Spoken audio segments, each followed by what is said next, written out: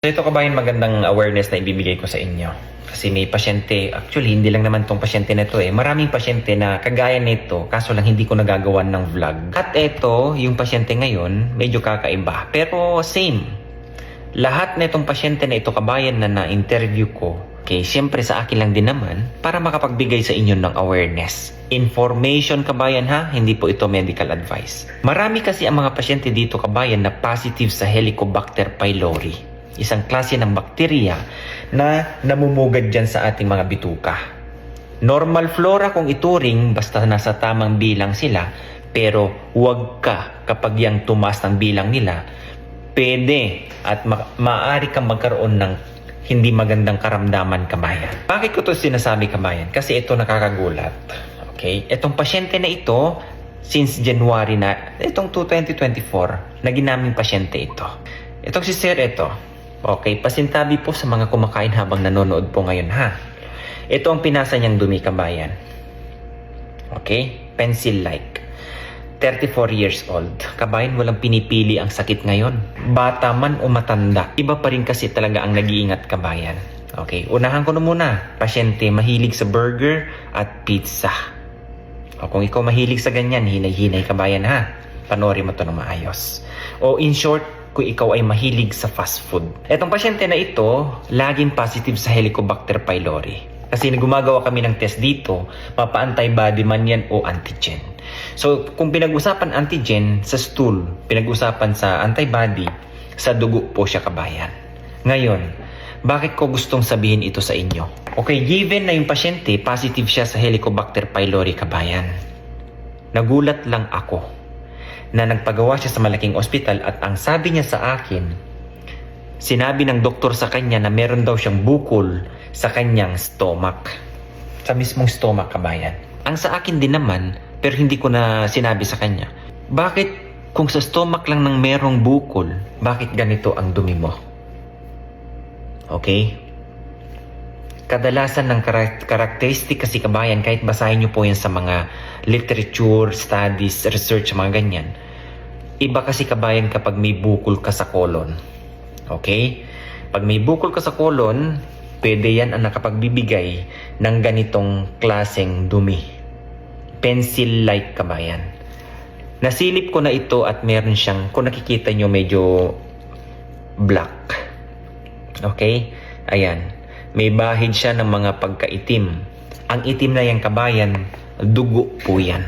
Positive din ang pasyente sa ghost cell. Sa pagtetest kasi ng dumi kabayan, kahit hindi mo nakikita yan na mayroong kulay pula, kulay itim, na which pwedeng mag-indicate ng presence ng dugo, meron pong test dyan na ginagamit para matukoy mo kung yung dumi mo ay merong dugo.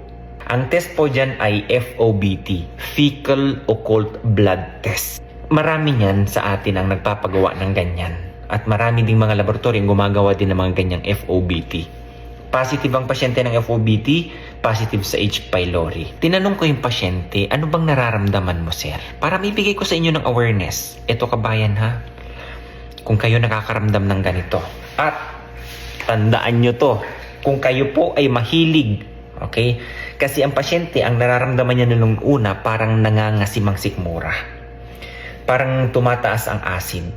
Ngayon, siyempre, binigyan ng doktor ng proton pump inhibitor, PPI. Ano niya kasi yan is to reduce the acid, okay, sa stomach. Gaya ng mga, kung ikaw, alam mo na, umaatake na naman yung gastritis ko.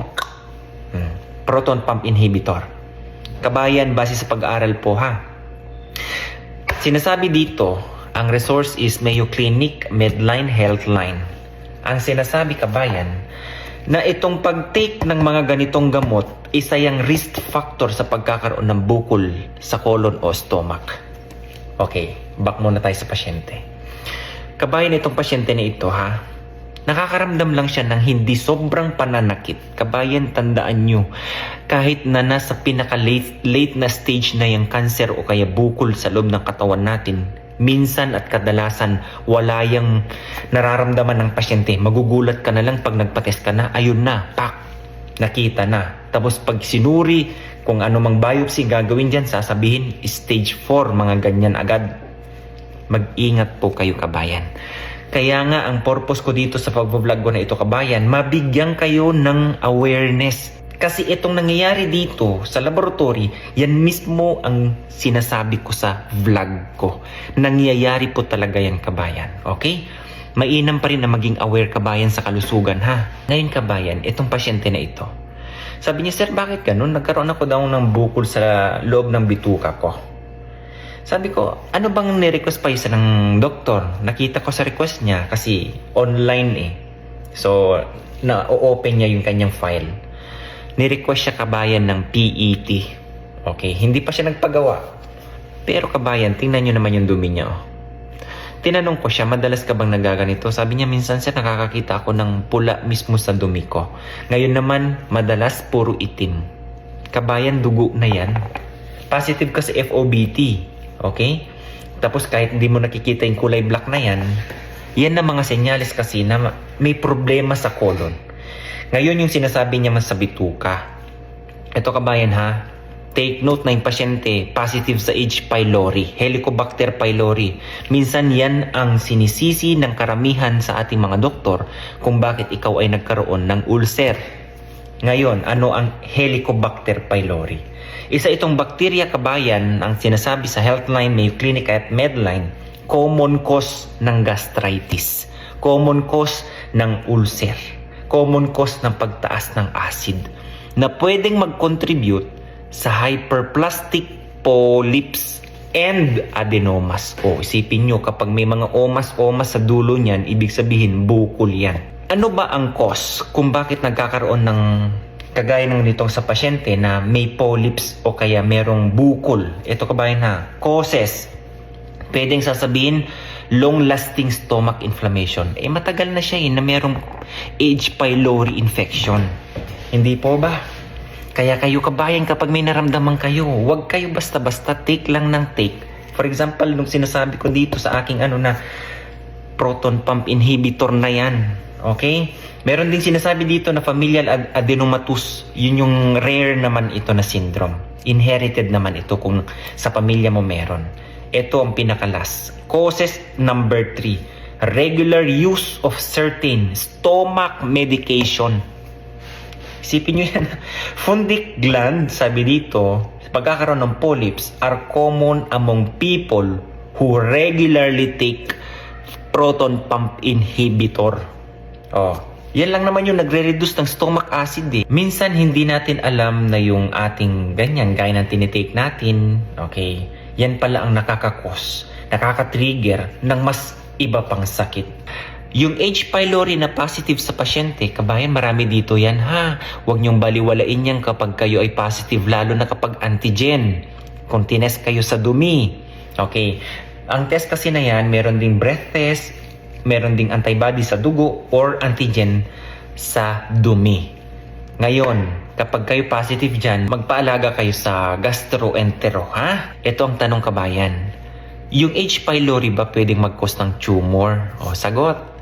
Dito sabi, epidemiologic study have shown that people who have chronic H. pylori infection have an increased risk of developing non-cardia gastric adenocarcinoma.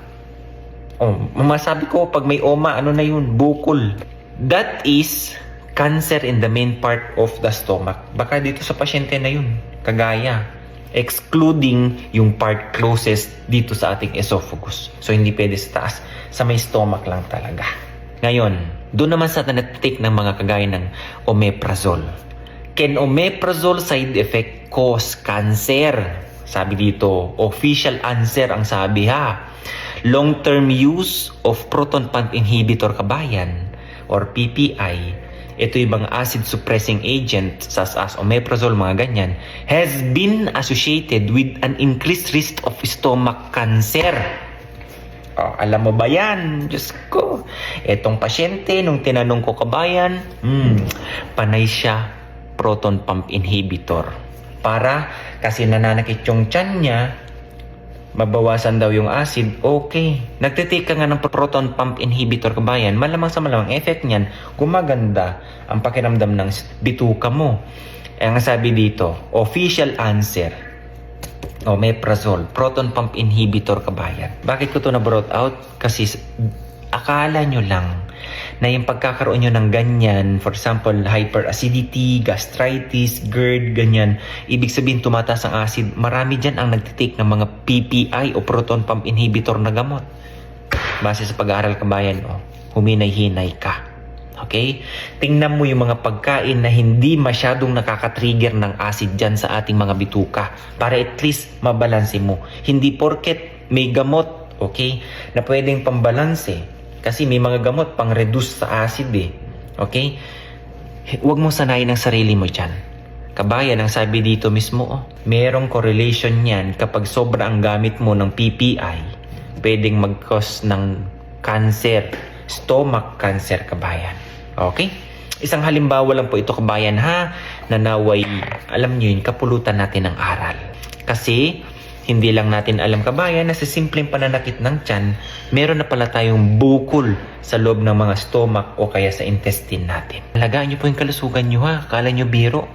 Ang daming mga case ng pasyente dito na supposedly i-vlog ko. Kaso lang, wala akong time sa pag-vlog lagi dahil busy ang lolo mo. Okay? Isisingit lang natin, kabayan. God bless everyone. Alagaan pong kalusugan, ha. Bye-bye.